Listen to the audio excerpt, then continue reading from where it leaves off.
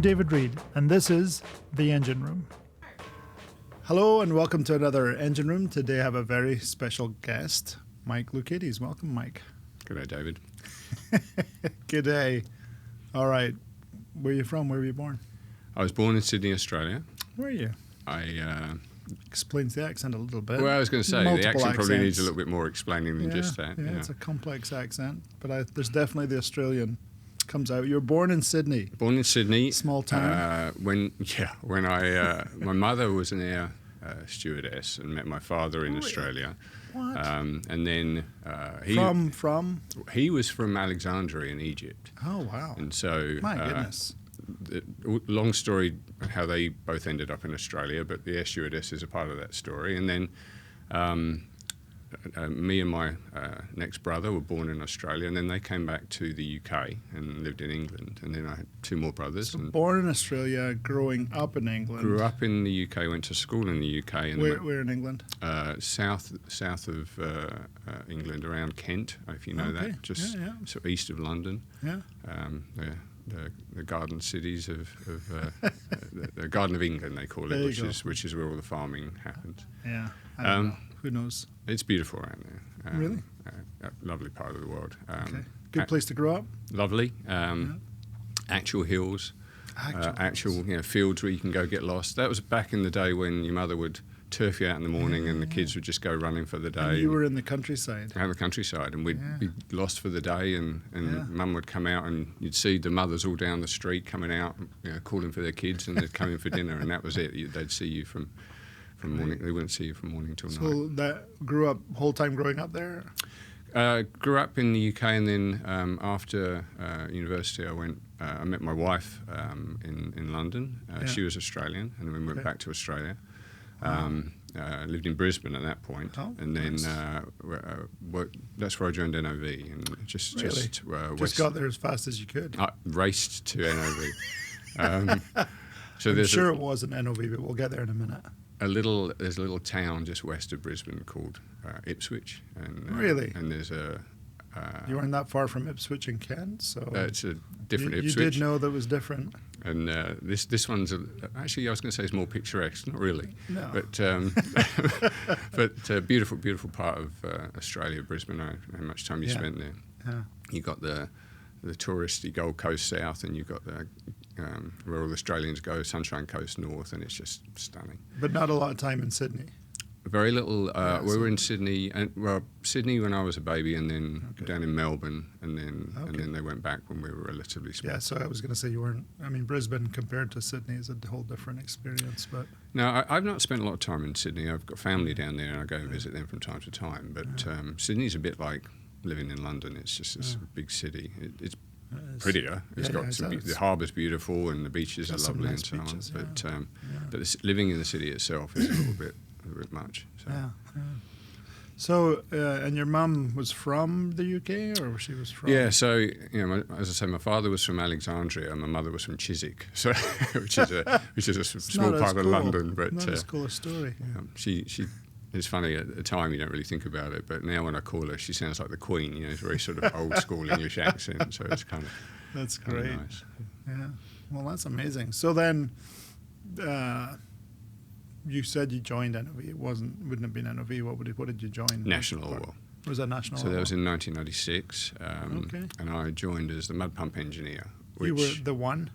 Well, there was a mud pump engineer. There was a couple of us, but the way it worked in Australia was there was literally us. There was no sort of support network in Australia. Yeah. And so we would do the sales piece of it. So we'd do the and quoting. You were in Melbourne at this time? No, this is Red Bank, which is Ipswich, which is just outside of Brisbane. All right. So up in Queensland. Going deeper.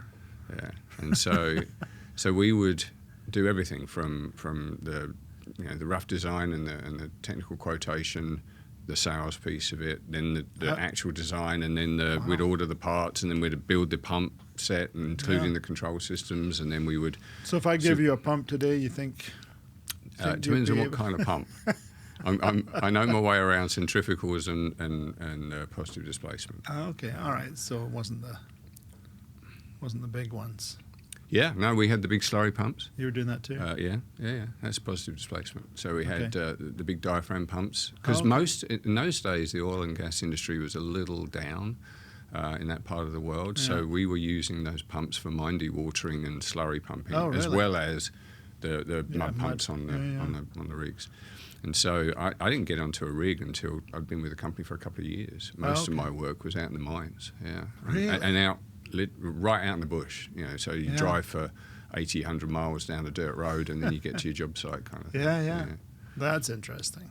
And you're saying for Australia or for? So there was a couple of guys that did service and a couple of guys that did the pump engineering. Okay. But we would be working with the likes of James O'Day and Mark Staggs, some old school names from McAllister, and they would be, we'd be on the phone to them on a regular basis, and working through the technical stuff, and obviously, all out of whack time zone wise, and then we would purchase the components, build the skids, assemble it all, test it, install it, but would you commission be it, covering everything. Perth from there? Oh wow, okay. Yeah.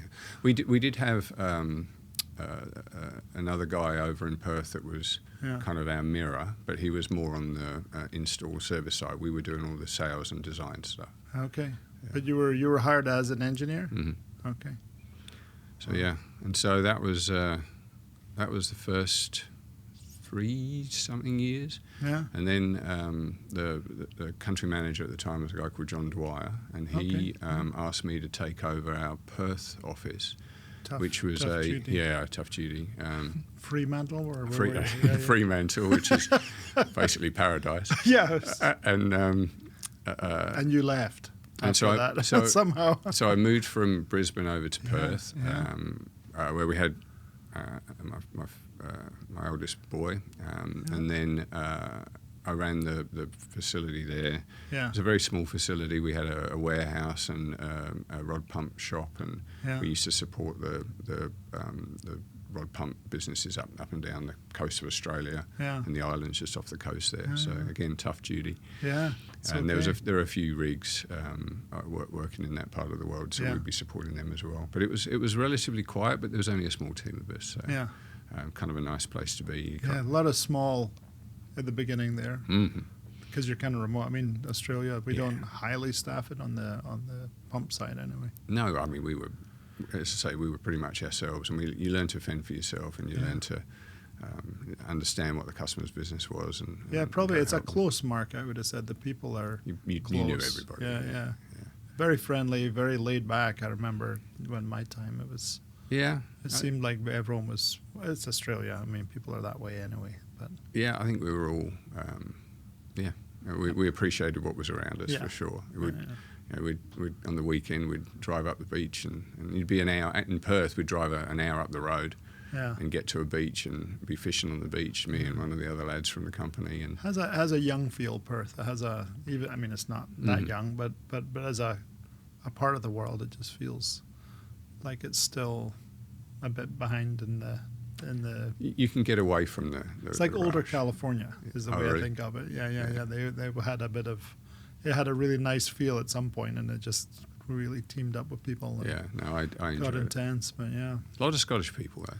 Yeah. The people I dealt with were Scottish people, that's right. funnily enough, which was interesting with Woodside. I remember They seemed to be discovered by the Scots. Yeah, and once you find that, I mean, that's what I'm thinking. It's a lot of people I know went there and didn't want to leave. They would retire there, so. Yeah, if you can cope with the extreme heat, which obviously... And isolation. I mean, you're still far from a lot. Yeah, in a lot of ways, that was the upside as well, too. Like, you can just get away from everything. If you wanted to, you could be in a city and you had all the upside of being in a city, but as I say, drive an hour up the road and you get a beach to yourself for the day. Yeah. It's just, and stunning beaches. Yeah, amazing. You have to watch out for the sharks sort of thing. But So this was Move to Perth, the show. We've sold That's it. right, yeah. Everyone's like, I need to go Good sales to job Perth. in Perth. Yeah, get a job there. Yeah. So good. So you left there at some point. So that was there was an arrangement being put together with Repsol in Indonesia, in Jakarta. Really? and they asked me to go and essentially head up operations and supply chain there. In Jakarta. In Jakarta. And Also so different. I spent, from 2000 through 2004, I was running the shore base. Well, built the shore base. I mean, when I say built it, we literally put the dirt in the water to create the land, and, Really? and then built the shore base there. Wow. What an Extended experience. what was there. We were supporting Repsol. They had about 400 wells in the Java Sea there. So my job included getting in the chopper and going out and visiting these kind of remote sites, and that was lovely. Different world. I mean, from a guy that's always been in sort of the traditional West. And then to speak Indonesian, and got to. I just remember how enjoy the great culture. driving, or not being driven around. I didn't drive, but it was just wild roads. Yeah. Different style of driving. Style of driving, that's a good way of putting it. See? I rode a friend of mine had a Harley Davidson. I rode that for a day through the streets of Jakarta, and that was an adrenaline rush right there. I'll never forget a taxi driver getting up on the pavement when we were just stuck in traffic, and I was like, well, okay, that's not normal. Yeah, no, lots of stories from living in Jakarta. We they have these taxis called bajais, which are little red taxis, basically little two-stroke motorcycles with a shell on them. Yeah. And you normally just sit in the back. Well, every now and again we'd organise bajai racing, and we'd go get a bunch of these, and 20 of us would go bajai racing. So just fun stuff. You're an HSE now, so don't. Oh yeah, don't not be allowed to careful talk what about you that talk sort of about. thing. It was very safe, but terrible idea. They don't go very fast. Don't recommend it. That's funny. Okay, so Jakarta, then is this going to go on like every few years? Yeah, pretty much. I couldn't hold down a job for until today, really. I think you probably were doing a good job, but let's say you were terrible and you had to keep moving. And so from there, they asked me to go to Aberdeen. I'm sorry. Run the You North loved it, Sea. didn't you? You loved it. I absolutely loved Scotland, and I go back there whenever I can. Don't tell David. It's just a wonderful place. The people are lovely. The countryside, when the weather is tolerable, the countryside is spectacular. Yeah, that's true. We try not to tell people. We try to say it's wet, it's miserable. Yeah, don't come here. Exactly. People are getting onto it when they go in the summer. They're like, wait a minute. No, it's stunning. Yeah. So I was there for a couple of years. It takes about 2 years for you to be found out, I guess, and then you have to run. I don't know how to respond to that. But really. But I mean, you're. This is great. I mean, you're getting. I mean, certainly early in your career, moving around different experiences.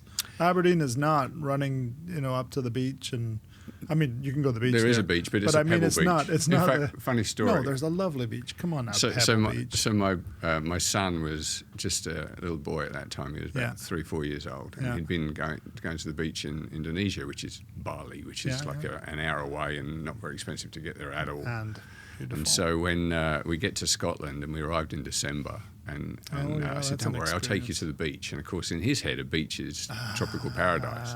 And I got this image in my head of my son standing on the beach in Stonehaven there, looking up at me, going, "Dad, this ain't a beach." There's a beach, yeah, you're right. That's not a beach. Okay, were you living in Stonehaven? Mm-hmm. Okay, I was trying to say, why would you go to Stonehaven? But that's Stonehaven is just down the road from Aberdeen. Yeah. But it is not a beach. But it's beautiful. And it is beautiful. When we you left, walk to the castle. Beautiful castle. So nice. But when we left, the night we left, so this was late at night. We'd been for a curry in Stonehaven, and by then my daughter was a couple of years old, and the two kids were out there paddling in the North Sea. We were trying to get them in so we could get to the house and pack and go, and they were having too much fun splashing around in the North Sea in the winter. We would jump in. Like my mother wouldn't let us dress for the beach. Like we'd walk. Yeah. It was a long walk. Yeah. It was an hour walk to the beach, but we would walk to the beach. And she didn't want us to get in the water. It was too cold, but we would do it with our clothes on, and terrible. But it's amazing what that does for you for the rest of the world and enjoying water. You're okay. Like this is okay. Yeah. Well, now they love to scuba dive. Now they're in their 20s now, so they love to scuba dive, and they've never really lost that love, as you say. Yeah. That's I mean, all the places that you've been, and and that moving around as well. I think my kids they just think that's normal, so they'll starve themselves to go somewhere. They're just used to the moving around. Yeah. Well, travel is addictive, isn't it? It's just like those new experiences. So, It becomes a part of you, I think. You're just used to it, and and what you'll have learned is adapting, and that experience becomes really valuable. I think in your career to have been different places and adapted to culture. You find that? I think you have a choice. You can either refuse to you get can involved, be miserable. and you can live in your own true. little bubble, and some people do that, or They do. you can just embrace the newness and the exciting experiences, and I chose the latter. And I've always enjoyed languages, so the first thing I try and do is learn the language. I never did learn Scottish; that was tough. But there's so many variations. But Australian I picked up okay, You did. and You did Indonesian all right. as I picked up okay, and American I'm still learning. That's a tough one. Well, I have a theory on American. They have descriptive words where we just have words. That's right. Right? And then they're trying to, and it's because they had so many cultures, they were trying to teach people language. I think they got very descriptive in the words they use, except for they chose to use a French word for garage. I don't know why. I know, it's not a menagerie, is it? It's a garage. Yeah. We don't menage people. I'm like, there's your French word? Yeah. Anyway, but no, I think we're somewhat outnumbered around here, though, so we might No, need to but behave. it is. I find that interesting. I'm like, they're heavily descriptive, like sidewalk, instead of pavement, and they're always describing the thing. Like we would say horse riding, horseback riding, like they put you extra. didn't know where you're going to get on the horse. So it's an interesting language thing. But I think you're right. The curiosity and enjoying culture, I think it is a mindset. Yeah. I don't think, I find that because in our business we meet so many people from other cultures that being able to connect is really valuable. I think. Yeah, and also that taste for travel means that when, depending on what role you go into, I had a sales role when I left the North Sea. That was a delight because I get to go to other places. I get to go to South Korea, which anyone gets a chance to go there. It's fantastic. It's a nice surprise. And so I got to go there a lot. It's a long way, but I spent a lot of time traveling there with the rig group and lots of went to the Middle East.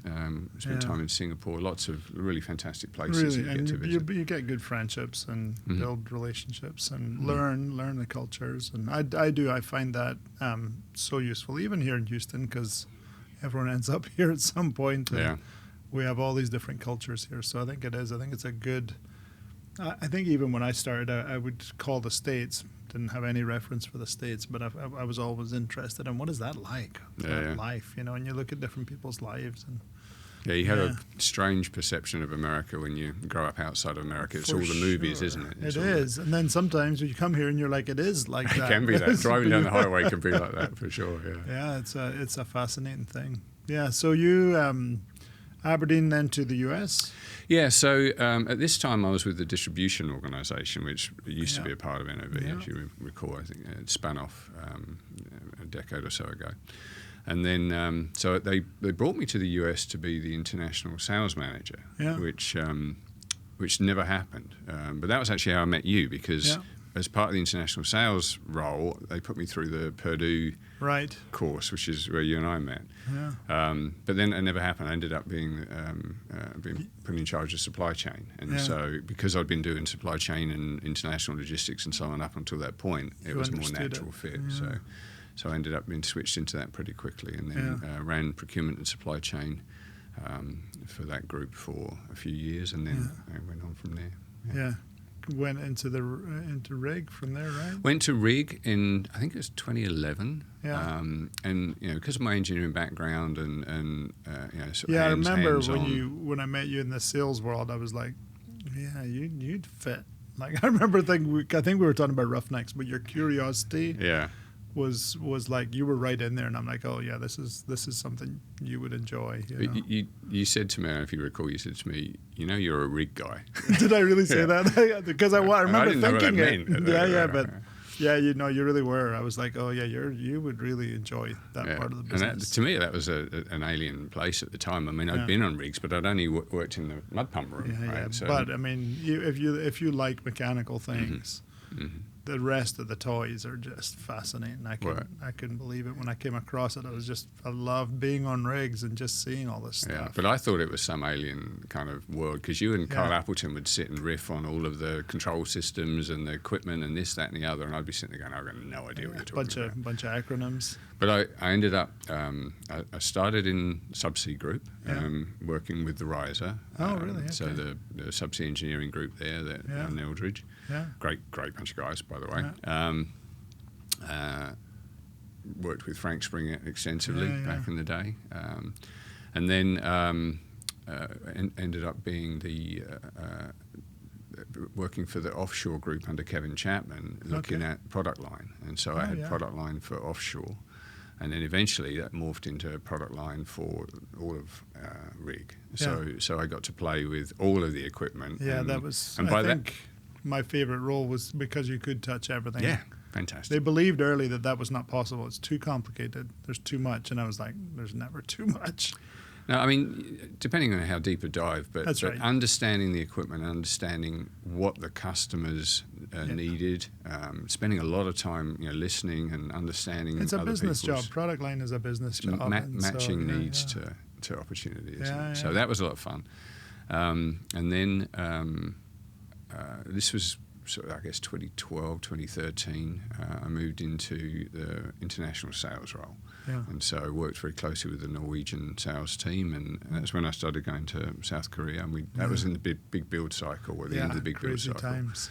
So lots of big package negotiations in China, Singapore, South Korea. Sleep. Fantastic time. Lots of travel, lots of long hours. It was a bit exciting times to be in the industry. It was crazy. Yeah. And it seemed too good to be true, and it just kept going. It was just a long run of growth. And we as a company, we'd put ourselves in a great position. So we were talking to customers right from the moment you met them. You were on a sort of a very kind of collaborative position. It was very positive energy. It was great, and we did some amazing things. If you think about the scale of what we did back then, and I'm not claiming any credit for this. This is a huge organisation, but the scale of what the company did then is just. And what was interesting was the ramp into the scale, because we felt that the fear of it, how are you going to train this many people?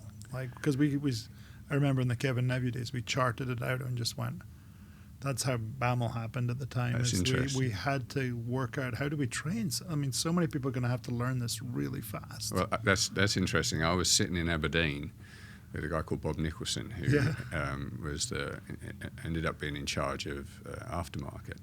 And he was there whiteboarding, okay, we're going to have to go and hire 2,400 service hands. And he was looking around the room going, how are we going to do this? Because we were used to dealing with 10, 20, not 2,400. It was a small and tight world that we've been in. But it was timing, it was alignment of a lot of things. But because we were delivering on time, on budget, because we executed, and that's what built it. It continued to build it. Yeah, absolutely. And we were the company that was doing that. Others were struggling with that. And so because we had that, and we had the full suite of equipment, and we had the technical and service capability to back it up, we brought confidence to the table. And that just meant that you're, as I say, you're very collaborative from the moment you start talking to the customers. We're a great place to be. Great timing, That's really good. And being able to truly help your customers achieve what they were trying to achieve, it really is the purpose of it, isn't it? Yeah. So. I mean, for me, I was the 1, 2. We got 3 packages. That was my world. That was the beginning of all of that. Oh, yeah. You were right from the start, were you? Yeah, that was we were building that idea. And so when we were 10, 12, they're like, we're in so much trouble. And this literally what drove the two companies together was a fear on the Varco side. Mm-hmm. There's 12 of them now. How are we going to cope? The first 2 we didn't make money, and then we did after that. But everyone was like, if you play this out, no one believed us that we were going to start making money. So it's actually one of the things on the Varco side going, we might be crashing ourselves, and it turned out we weren't. But we executed fantastically, and credit to everybody that was involved in that. I mean, we a lot of smart people. We booked 100 or close to 100 jack-up packages in 1 year. Yeah. I mean, that's just... It's unthinkable. Yeah, hard to get your head around. Especially when you were the 1, 2. We were thinking 12 was a lot. We'll never be able to do it. And you turn around to the engineering and manufacturing group and say, here's some more bookings, and they just looked at you like, It was a funny time because I remember Kevin Neville particularly starting to just throw bigger numbers out just to test the system, because I think they went to orange, and we were top drive growth was going crazy at the time, and I'm trying to remember the numbers. I think we could do something like 34 a year top drives, and he said, well, okay, and what if I said that was going to be 100 top drives? I think I'm making this up at this point. I'm losing track of what the numbers actually were. But and they were like, oh, their number was like 60. We could, without changes, because it was a don't invest in the plant. How much throughput could you get? Maybe 60, and I think they got like 99 or something. And then they were like, we missed the mark. And like, well, he just made a number up, you know. Wow. And that kept happening. It was like, well, what about 200? And it just kept going like that. And interestingly, when people were challenged, they found ways, you know, to get stuff done. Because I think the next year we're like, okay, now we're going to invest in the plant. Can we get to 200? And they just kept going like that. It was crazy. It's a mindset, isn't it? If you can either decide it's impossible, or you can figure out how to do it. That was the fun part of the business, was everyone had to make it work. And that's fun. That's what a great experience. And then the not so great experience. Were you in the same role, or did it change when the market turned? I was in the same role. I went from that international sales back to product line, and then we split it up between land and offshore a little bit there. Yeah, I remember. Originally, and then it sort of coalesced into all of Rig's sales and all of Rig's product line. But we went through, I mean, a lot of pain, as you say. That was a tough time when the build cycle finished and the oil price started to struggle. So it was a tough time, and like my philosophy has always been, you know, I'm not really motivated by, you know, personal wealth or ambition or whatever. My motivation's always been to be a part of providing a livelihood for as many people as possible. That's just my motivation, right? And so, but that livelihood has to be sustainable, and so it's extremely painful when you have to cut in order to preserve the company and the livelihoods of the people that we can support. Having to cut back was just worst. So painful, and I think I remember people asking, like, someone asked, how are you doing? I'm like, not good at all, like, this is horrible. And they said, well, that's weird, like, management doesn't usually say that. And I'm like, all the people I know are in pain. Like, there's no one enjoying this. This is not. And there are people who have a philosophy that, we're all okay. This is okay. It wasn't okay, and I like that. Okay. I like that it's not okay, because it should hurt. And they were friends. We were telling friends that we were taking away their livelihood, and it's a tough thing to do. And it wasn't any fault of anybody's. It wasn't like they'd underperformed or not done their job. It just wasn't. There wasn't enough to. I really enjoy when those people come back. Like when someone goes and comes back, it's because it's not. It shouldn't have happened, you know. Right. But it's markets. Right. There's nothing you can do. But well, that's wild. Well, interestingly, we've got a little bit of. I mean, it's always been tough since then, but it's been a more stable time. We used to have these massive roller coasters, didn't we? And it's kind of starting to level out a little bit. Early days were a bit like that. Still tough, but it wasn't as wild a mood swing. You know, it just. I think the climb feels like it did then, which was not like a climb. It was just maybe slightly better to down to slightly better, and it feels like that now. Yeah. But so then how did you end up in HSE? So is there something in between those two things, or? Not really. I think it was, like I say, I haven't been able to hold down a job for my entire career, but you're a yes man. That's what I'm getting from this. Will you do this? Yes. What is it? Sure. What could go wrong? Build a place in Jakarta. Yeah, sure. What's Jakarta? It's. Joe asked me if I would take that position. The guy that had it before me was a guy called Sean Forenza, who you know well. Yeah. And so he was moving into a different role, and that role became available, is the short version. Yeah. And Joe asked me if I would be interested in doing the quality in the HSE space. Well, quality's kind of more comfort zone, right? Technical and what have you. But HSE was relatively new, and I wasn't known for. I mean, I'm very hands-on. I build sort of furniture, old school style. Well equipment and the truck box on the back of my truck. It was something I made myself. In fact, the day Joe gave me the job, I just managed to drop an 80-pound piece of freshly cut steel on my face and had half my nose missing. No. Would you like the job as HSE? So now that you know the pain. And so Joe how did he word it? Something along the lines of, you've seen it from the other side. You know how, the wire thing. Something about Joe that I don't know that everyone knows, but HSE is like who he is. He's when you work passionate. For him, you're going to learn about it if you didn't know. Yeah. And I love that about him. Working for him is I'd never seen anyone as focused. We're like, no one's getting hurt. Like I want you to understand this thing inside and out. Yeah. Very, very pragmatic approach to it. It's how do we keep our people safe, and we will do it. It's no motivating, right? I mean, it's really you really get to understand. I mean, I grew up North Sea, so we were, we had safety culture in who we were, and I got in the industry after Piper Alpha, so like I was myself. Okay. My first place was in quality, and so that led to safety as well.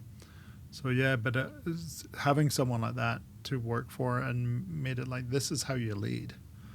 And when we put our heads together and decided that this was necessary to keep our people safe, whatever it might be, we would put our heads together, and that was it. That was the decision, and off we go. And in some ways, it made it easier to improve because you had that clarity of vision throughout the organisation, and I think we've managed to sustain that mindset since then. So we've seen a great. Some great improvements in the safety culture across the organisation. So we call it safety rules, but it's really we just know what it is that hurts us. We know how people get hurt. We know the things that happen frequently, and we know how to avoid them. And just so when we say safety rules, we're really just saying these are the things that are going to bite you if you pay attention to them. Yeah, and it's the connectedness of the company that makes safety important. It's the caring. Mm-hmm. About others and yourself, absolutely. And it's and you have to look out for each other. And you got somebody moving into a new space. You might have been there for 5-10 years, and you know what the hazards are, and you don't even realise that you know it. And you got somebody new coming into your area. They don't know the hazards. They don't know what's going to bite them. And so take the time to make sure that people are aware of what the hazards are here. Tell them to look up, those kind of things. Really, really straightforward stuff, but we can't take it for granted. I think we do a good job of it. I think we've got the right mindset in our organisation. Right. But there are certainly areas where we still see that we can do better, for sure. Yeah, I think when I started, there was a few people on a shop floor who would be like, I don't know if we can afford to do this. I don't know if we, and not understanding that there's two things anybody in management or leadership can have happen. One is we stopped work because there was a risk, and there's a joy that happens for a leader who's a good leader, a connected leader to the workforce going, we're avoiding something right now. Compared to something fell on someone, something happened, that's the worst, It's the worst news we get when there's an injury of any description. And I get every injury that happens, big or small, the tiniest first aid scratch to more serious injuries.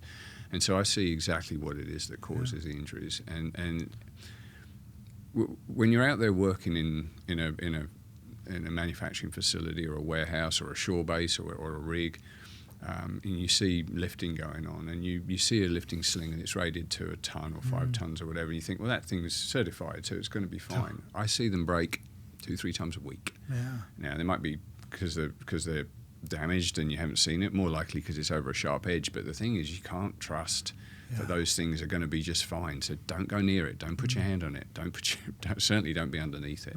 And so you get a different perspective when you see that all the things that happen. You realise that although it's rare, it happens enough, and one time is pretty serious. So stay away from anything hanging from a sling. Stay away from anything that's on a forklift. If that load is off the ground, stay away from it.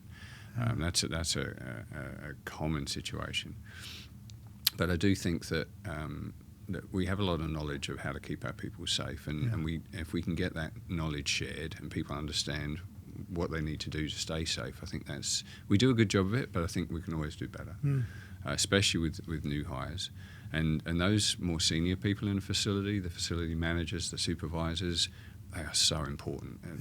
Their role of making sure that everybody understands where the hazards are and how to go home safely is just so critical. And I think that I always think of Joe because that was the most extreme I'd seen, and I loved it. Because he would, you don't just bring up safety because we have to, and that's how we open a meeting.